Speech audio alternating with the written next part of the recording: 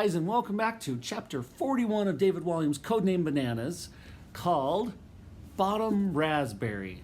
Oh boy, can't wait for that. All right, now remember to pay close attention so you can answer those questions at the end with complete sentences and answer them correctly. Imagine that, answer them correctly with complete sentences. Let's get started with chapter 41, Bottom Raspberry.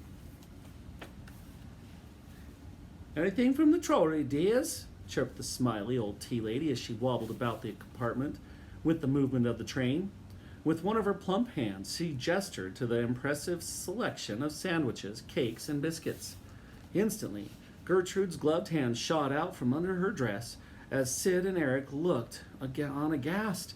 The gorilla helped herself to a huge handful of everything. Shwipe! She began stuffing all the food into her face, making the most appalling noises as she ate. Slurp, glurp, flurp. The tea lady looked on in horror. Within seconds, this newlywed had demolished just about everything on the trolley and was still going. Slurp, glurp, flurp. Oh, I'm sorry, began Sid.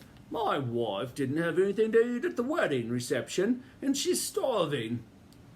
Oh, I can see that, said the tea lady, now wobbling in shock as much as the train.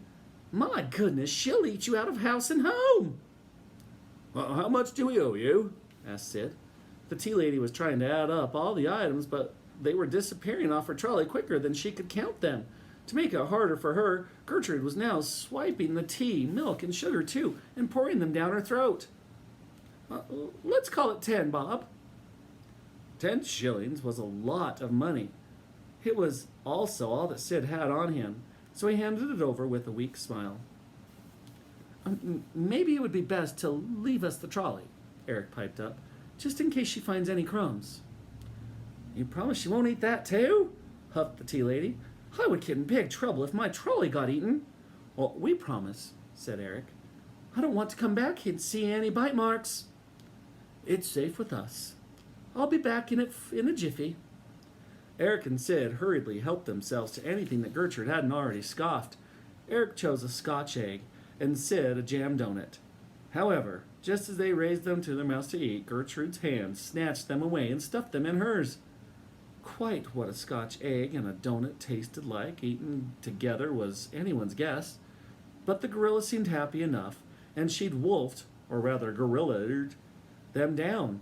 She let out the most deafening burp.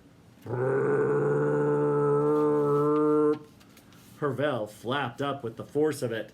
It was quite the eggiest, sauciest, mustardiest, jammiest, donutest burp you could ever have the misfortune to smell. Burp cloud, egg, sugar, mustard, sausages, breadcrumbs, jam, donuts. Eric leapt up to open the window. Shunt! But the air gushing in just whirled the burp around and the smell went right up his nose. Whoosh! Ugh! Instantly he closed the window and slumped back down. He and Sid had been up all night and were exhausted. They'd leaned back to the headrest and closed their eyes. No sooner were they drifting off to sleep than they were awoken by a deafening came the sound unlike one of the raspberries that Gertrude would blow. Except this was no raspberry. This was a bottom raspberry. A gorilla burp is bad enough, but a gorilla bottom burp is something else. You need a gas mask to survive it. Bottom burp cloud, egg, cheese, sausage rolls, jam, marmalade, sugar, raisins, mustard, brown sauce, butter, bacon, breadcrumbs, tea. I think Gertrude needs to go to the lavatory, announced a choking Sid, his eyes watering from the stink. As a matter of some urgency. You don't say, exclaimed the boy sarcastically. I'd better get her right down the corridor to the loo. Yes, right away. Eric pulled back the veil to have a proper look at the gorilla's face. By the squirming expression, the boy knew that they didn't have much time. I don't think you're going to make it all the way to the toilet, exclaimed the boy. Oh no, she's going to spoil her lovely wedding dress. There's one thing we can do. What's that? Asked Sid. Stick her bottom out of the window. But, protested the old man, It was another gorilla bottom burp, even more thunderous than the last. "Come on, old girl," said Sid as he helped the gorilla into position.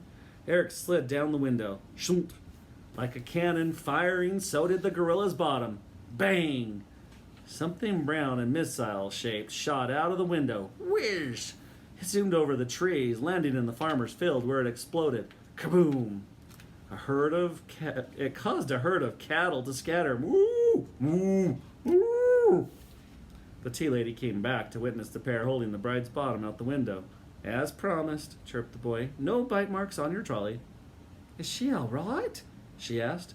"Yes, she's just enjoying the country air."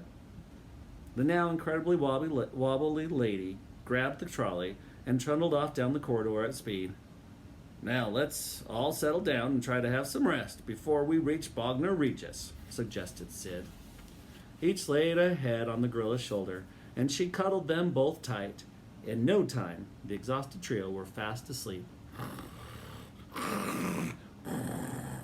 Little did they know who would be waiting for them when they woke. And that, my friends, will do it for chapter 41. Now, your time to do your job, which is to answer those questions with complete sentences and correctly. Best of luck to you. If you have any questions, make sure you let me know. Otherwise, we'll see you tomorrow for chapter 42. Have a great rest of your day.